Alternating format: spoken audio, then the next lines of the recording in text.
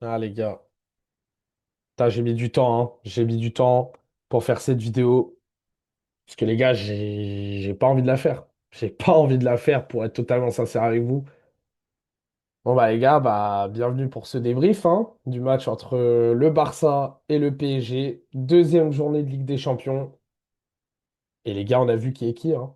Maintenant on est sûr. On est sûr et certain qui est la meilleure équipe entre les deux. Mais de toute façon, en vrai, on va pas se mentir. On le savait déjà. On le savait déjà parce qu'il y a une équipe qui est plus rodée que nous, qui a plus de mental que nous, qui a gagné la Ligue des Champions. Nous, on est venus en outsider. Eux, ils sont venus dans notre stade en tant que meilleure équipe du monde. Bah les gars, en vrai, c'est logique. La victoire du PSG, elle est logique. Elle est logique parce que c'est la meilleure équipe. Maintenant, moi, ce qui me saoule, en fait, c'est la manière dont on a joué.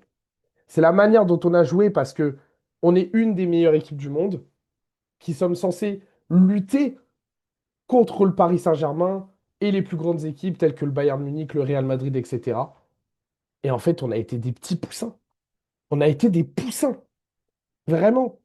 Eux, c'était des mamans, c'était des papas. Nous, on était des petits qui se font hagar en cours, qui se font harceler. Voilà, c'est ça qu'on était. Voilà, faut être honnête. Mais bon, voilà, donc victoire 2-1 du Paris Saint-Germain. Et honnêtement, les gars, le score ne reflète même pas le match en fait. Franchement, on aurait pu en prendre 4, voire 5. Genre tellement on s'est fait tuer. On s'est fait tuer physiquement, on s'est fait tuer mentalement, on s'est fait tuer footballistiquement. On s'est fait tuer dans tous les domaines. Voilà, je le dis. Maintenant, voilà, peut-être que le seul domaine où on s'est pas fait tuer, c'est peut-être le milieu de terrain. Mais moi, en fait, ça me rappelle les paroles de Pedri avant le match, qui disait, ouais, celui qui gagne la bataille du milieu de terrain va gagner le match. Bah, on a gagné le milieu de terrain, on a perdu le match. Voilà. Les gars, que dire? Que dire de ce match? En vrai, c'était un beau match, hein. C'était un beau match. Malheureusement, en deuxième mi-temps, il n'y avait qu'une seule équipe sur le terrain. Il n'y avait qu'une seule équipe sur le terrain. Et c'était pas le FC Barcelone. C'était le Paris Saint-Germain. Voilà. Le pressing qu'ils ont mis, vraiment, c'est à montrer dans tous les centres de formation de la planète. Parce que Luis Enrique, la tactique qu'il a imposée avec ce pressing, c'est monstrueux en fait. C'est monstrueux. C'est tellement fort en fait que même des joueurs comme Mayulu et Mbaye, et attention, je respecte énormément ces deux joueurs-là, encore plus avec le match qu'ils ont fait hier. Mais on va pas se mentir, c'est pas les titulaires au PSG. Voilà, c'est juste qu'il manquait Dembélé, il manquait Kvara, il manquait Doué. Et bah au final, ces deux joueurs-là sont peut-être les deux meilleurs attaquants du PSG hier soir. Ils ont été meilleurs que Barcola. Voilà, je le dis. Sachant que Barcola devait être le patron de cette attaque. Et au final, Barcola, pour moi, il fait un match plutôt moyen. Mais voilà, on va pas revenir dessus. Franchement, Mayulu et Mbaye, des couilles énormes. Des couilles, mais comme ça. Vraiment des couilles. Ça sort de l'écran carrément. Ça sort de l'écran, ça sort de l'image. Vraiment, ils ont été exceptionnels. Mbaye, il a tué Jules Koundé. Mais il l'a tué. Mais simple. Jules Koundé, qui est un des meilleurs latérales droits de la planète, il s'est fait tuer. Il s'est fait tuer. Mais bravo, mais bravo.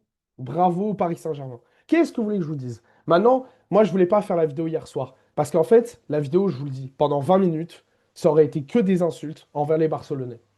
Et surtout Dani Olmo. Et Dani Olmo, t'inquiète, on va revenir sur toi. T'inquiète pas. Voilà, donc je voulais commencer en félicitant le Paris Saint-Germain. Voilà, parce que leur victoire est totalement méritée. Ils auraient même pu gagner 4-1. Voilà, je le dis. Et encore, le but qu'on met, le but qu'on met nous, c'est une erreur de Vitinha. Si c'est même pas nous, on a construit l'action. C'est une erreur de Vitinha. Et derrière, on sait aller vite et on sait être efficace. Ça, on a toujours ça. Il n'y a pas de souci là-dessus. Mais derrière, on s'est fait tuer. Derrière, en fait, quand on a marqué le premier but, on n'a plus joué. On a arrêté de jouer, en fait. On a arrêté de jouer. Parce que le début du match du Barça, il est extraordinaire. On met le pressing, voilà, ils font des pertes de balles, on attaque bien. Yamal, il est exceptionnel les 25-30 premières minutes, mais derrière, c'est éteint. Derrière, on s'est éteint. On a éteint la lumière. On est allé se coucher comme des enfants. Voilà. Aujourd'hui, le PSG, c'est les grands frères. Voilà. Allez-y, faites votre pressing. Non, mais sincèrement, vous le méritez. On a dit et on assume. Celui qui perd ce match, il va se manger un pressing.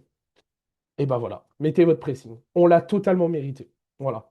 Maintenant, je vais m'adresser vite fait, je vais envoyer un petit message aux supporters madrilènes. Franchement, les madrilènes, franchement, les gars, parlez pas. Parlez pas parce que vous sortez d'une défaite 5-2 contre l'Atlético Madrid quand même. Nous, on a perdu seulement, on a perdu 2-1 contre Paris, qui est la meilleure équipe du monde. J'ai juré que le Real, ils affrontent ce PSG, ils perdent 4-0, c'est bon? Ouais, je le dis. Non, mais je parle français. Je parle français. On va me dire, ouais, machin, mais tu utilises ça pour détourner le truc. Non, non, on a perdu. Ok, on a perdu. On mérite de perdre? Oui. On a montré un football dégueulasse? Oui. Maintenant, le Real en aurait pris 4. Moi, je le dis. Je le dis, ils en auraient pris 4. Voilà. Simple. Donc, les Madrilènes, gagnez contre un grand club déjà, et ensuite venez parler. Parce que là, vous êtes sur une série de défaites contre des grands clubs. Voilà, depuis Manchester City, vous n'avez pas gagné contre un grand club. Je tiens quand même à le rappeler. Mais bon, après voilà. Voilà, parenthèse Real Madrid terminée. On va revenir sur le match. Euh, Perso, la tactique de base d'Hansi Flick, j'ai trouvé que c'était pas une si mauvaise idée que ça, de mettre Eric Garcia et Koubarsi. Maintenant, il y a un problème de méritocratie au Barça, c'est clair. Je suis désolé, mais Koubarsi, ça fait depuis un moment. Voilà, j'en ai jamais trop parlé parce que il est jeune, on a de la patience et tout ça. Mais ça y est, tu dois goûter au banc, Koubarsi. Je suis désolé, tu dois goûter au banc. C'est plus possible. Parce que là, le premier but qu'on se prend, c- comment c'est possible que ton placement soit si mauvais, en fait? Et que du coup, tu rates le ballon quand tu tacles. C'est pas possible. Mais il n'y a pas que lui sur l'action. Déjà, comment Nuno Mendes, il arrive à passer toute notre équipe, tous. Il n'y en a pas un qui l'a arrêté. Il n'y en a pas un qui même a fait une faute. Derrière, il fait une passe magnifique sur Mayulu. Mayulu qui finit parce que Chesney, il ne sait pas arrêter un ballon. Voilà. Chesney, il ne sait pas arrêter un ballon. Dès qu'il se prend une frappe droit sur lui, il ne sait pas arrêter un ballon. C'est triste à dire. J'aime bien Chesney, il n'y a pas de souci. Mais il ne sait pas arrêter un ballon. Et c'est là que l'absence de Juan Garcia s'est fait ressentir. C'est là que ça s'est fait ressentir. Parce qu'on l'a vu que sur ces derniers matchs, Juan Garcia, des tirs comme ça, il pouvait les arrêter. Après, c'est pas de sa faute sur l'action. Je suis pas en train de tacler Chesney là, inutilement. C'est pas de sa faute sur l'action. Pour moi, sur l'action, c'est tout le monde qui est fautif. Tout le monde. Tout le monde parce que c'est incroyable que Nuno Mendes, il part de quasiment sa surface, il arrive jusqu'à notre surface à nous, tout en courant, et là, Koubarsi qui rate sa prise de balle sur son tacle. Parce qu'il est mal placé. Pas possible. Mais moi, je suis désolé, hein. Moi, je suis désolé. Alors, Eric Garcia, j'ai rien à dire sur lui. Il a été exceptionnel. Voilà, pour moi, c'est un des deux seuls joueurs, peut-être trois, qui ont été bons. Mais Koubarsi, je ne comprends même pas qu'il fasse tout le match, en fait. Moi, c'est ça que je comprends pas. Koubarsi, il a fait tout le match. Vous trouvez ça normal, là? Tout ça parce que c'est un des chouchous d'Hansi Flick. Mais en fait, il faut arrêter avec cette histoire de chouchou. Parce qu'au bout d'un moment, ça nous fait perdre des matchs. Ça nous fait perdre des points. Ça nous fait perdre de la crédibilité, en fait.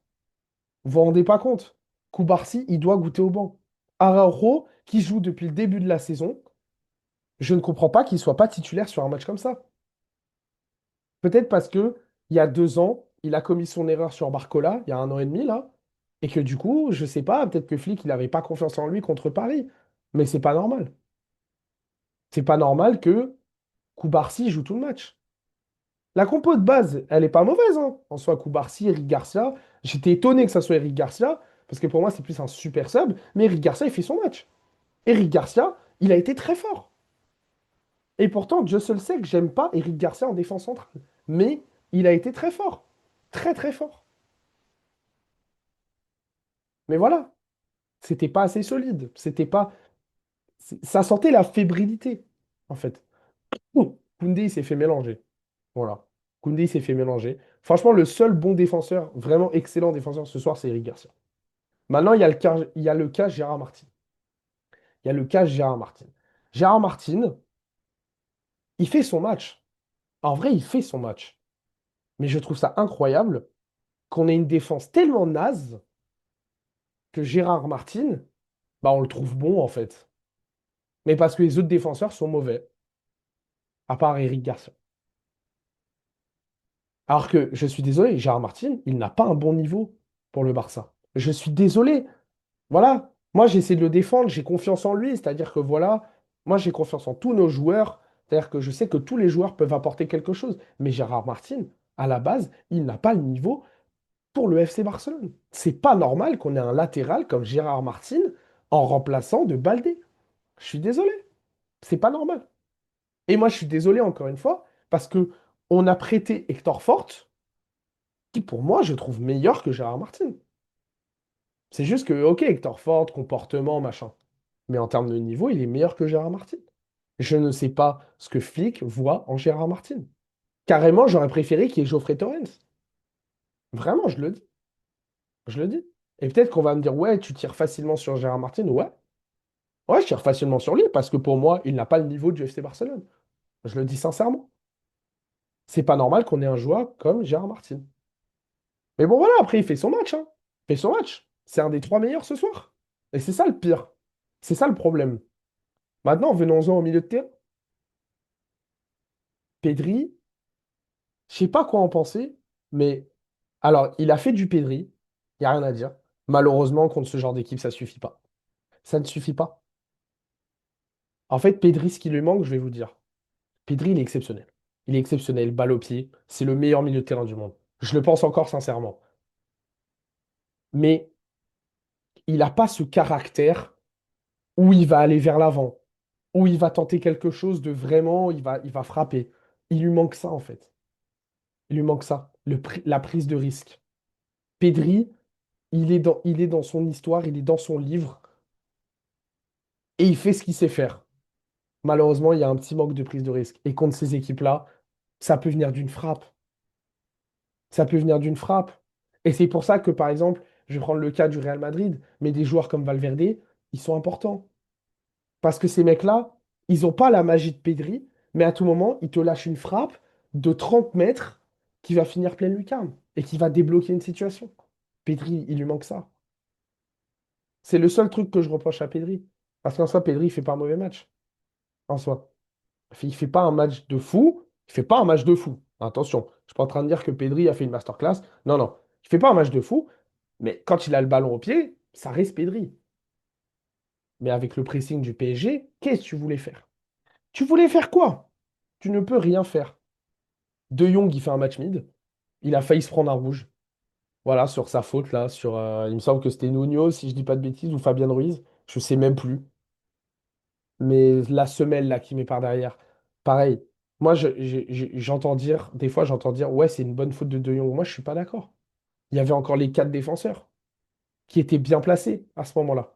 Pour moi, c'est une faute stupide de Frenkie de Jong. C'est une faute stupide. En plus, il l'a fait en début de match.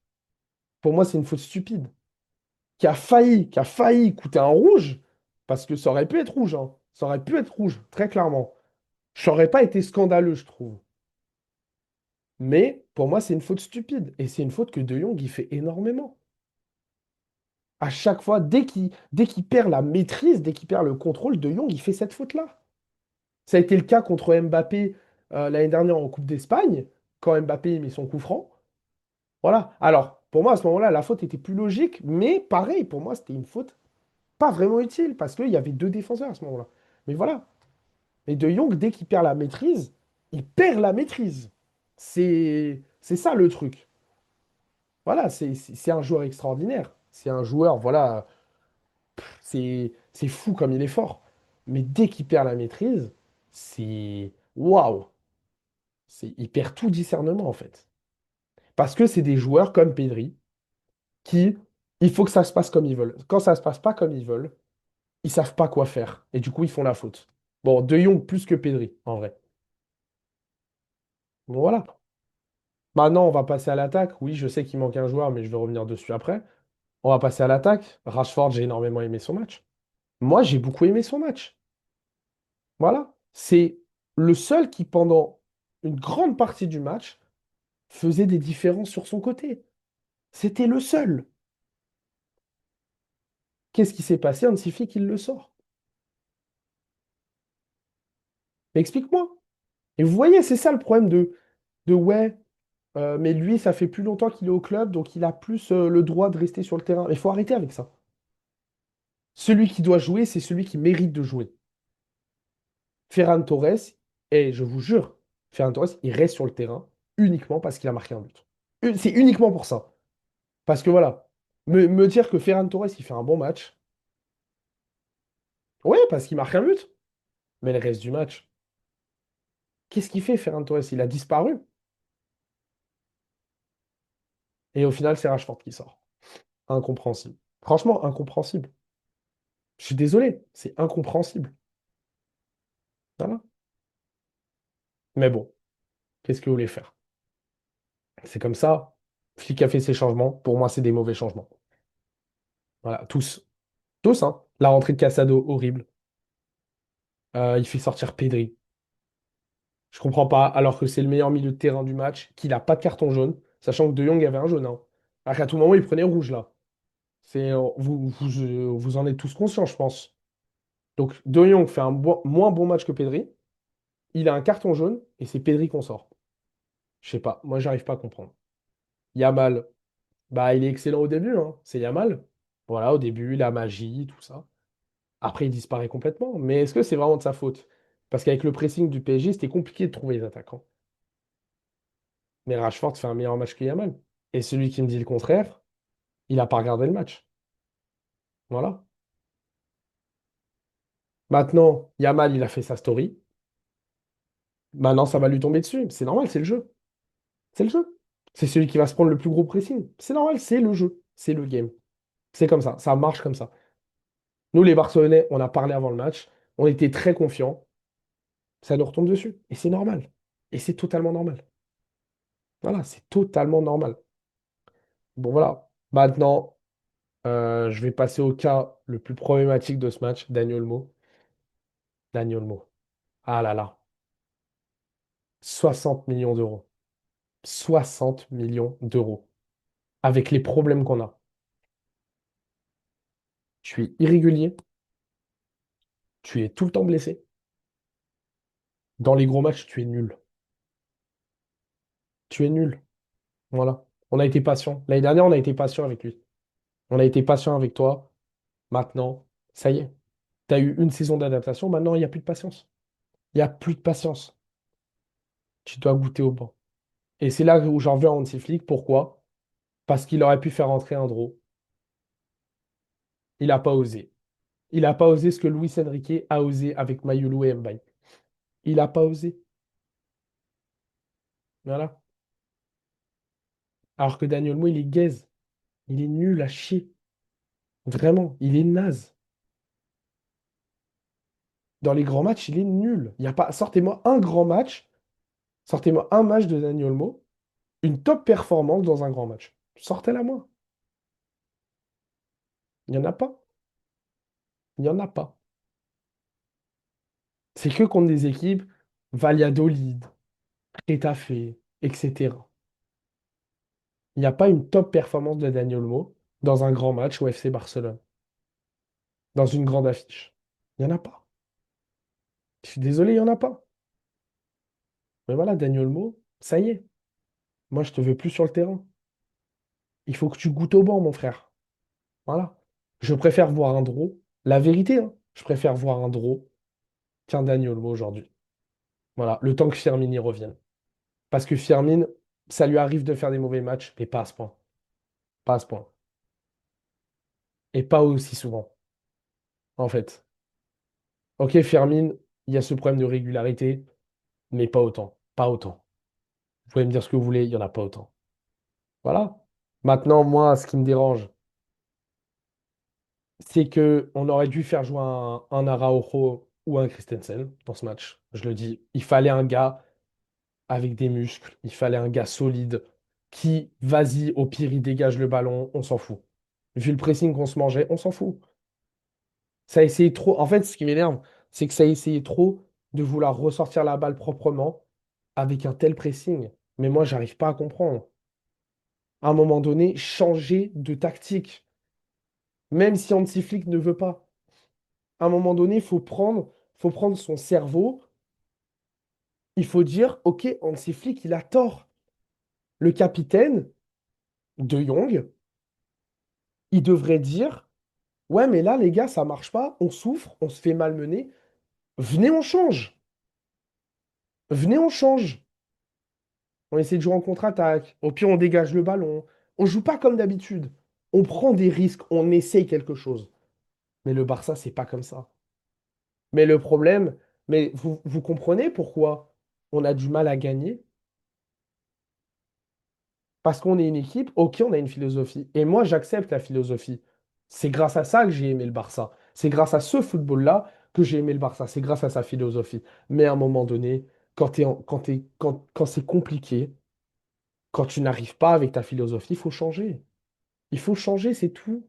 Ça a été le même cas contre l'Inter. Et je vais en arriver au point de la philosophie qui m'énerve le plus, le piège du hors-jeu. Les gars, quand est-ce que vous allez comprendre que contre les grandes équipes qui savent jouer de plusieurs manières, ça ne fonctionne pas. Le PSG a eu un hors-jeu dans le match. Un seul. Ils ont eu un hors-jeu. Ça ne fonctionne pas. Pourquoi vous continuez à le faire? Que- Excusez-moi. Quand je vois à la 90e minute, quand on se prend le but de Gonzalo Ramos, quand je vois tous nos joueurs qui sont limite au milieu de terrain, autour du rond central, je me dis, mais c'est pas possible en fait. C'est pas possible. Ils ne comprennent pas. C'est, on dirait des robots qui n'ont pas de cerveau et qui ne comprennent pas qu'il faut jouer autrement. Mais ça, depuis combien de temps je le dis? Depuis combien de temps j'ai prévenu tout le monde que le piège hors jeu, à un moment donné, ça n'allait pas marcher. Ça a été déjà le cas contre l'Inter.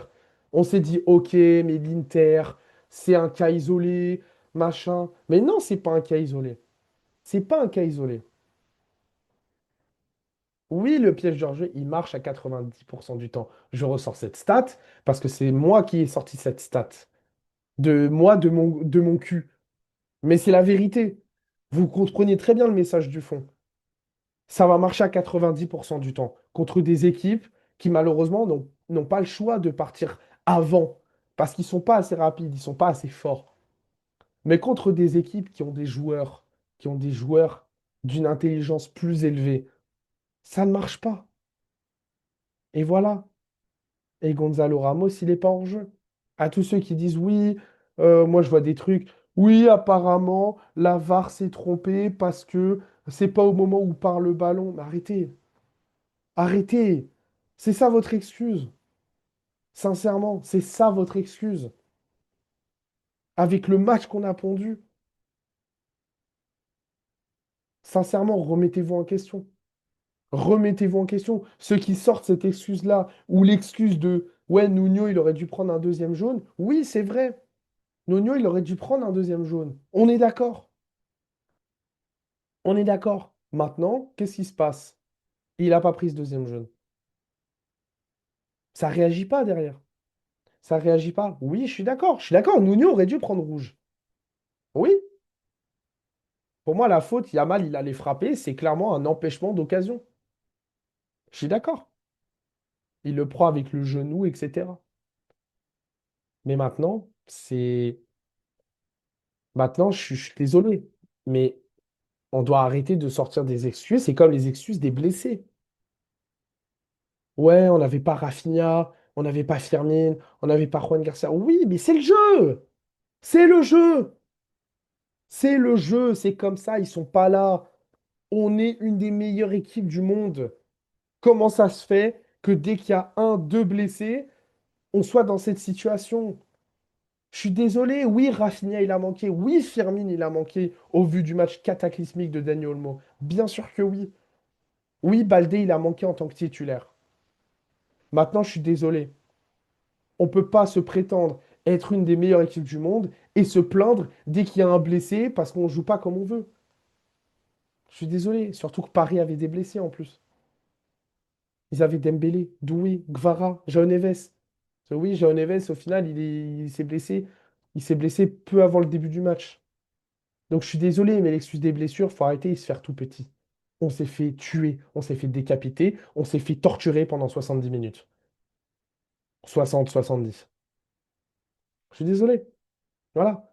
Et maintenant, bravo Paris Saint-Germain. Nuno Mendes, tu es le défenseur que tu penses être. Tu es le latéral que tu penses être. Tu es le meilleur latéral gauche du monde et un des meilleurs latérales gauche de l'histoire. Voilà. Au vu de ce que tu as montré ce soir et au vu de ce que tu nous montres depuis beaucoup, beaucoup de temps, je pense qu'on peut commencer à parler de ce titre. En tout cas, si on peut pas en parler dans le présent, on en parlera dans l'avenir. Comme un Lamine Yamal, qui sera un des meilleurs joueurs du monde, de l'histoire. Peut-être. Peut-être, peut-être pas. Peut-être qu'on se trompe. Mais actuellement, Nuno Mendes, il est imprenable. Imprenable. Il est trop fort.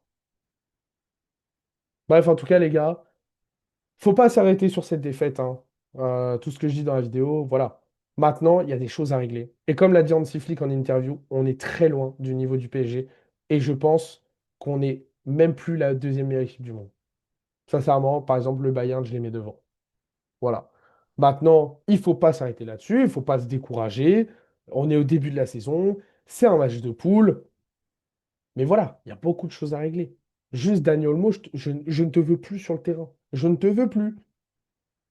À la limite, quand on gagne 3-0, ok, t'essayes d'apporter un petit peu de magie, tu vois. Mais sinon, voilà. En tout cas, les gars, je vous laisse là-dessus.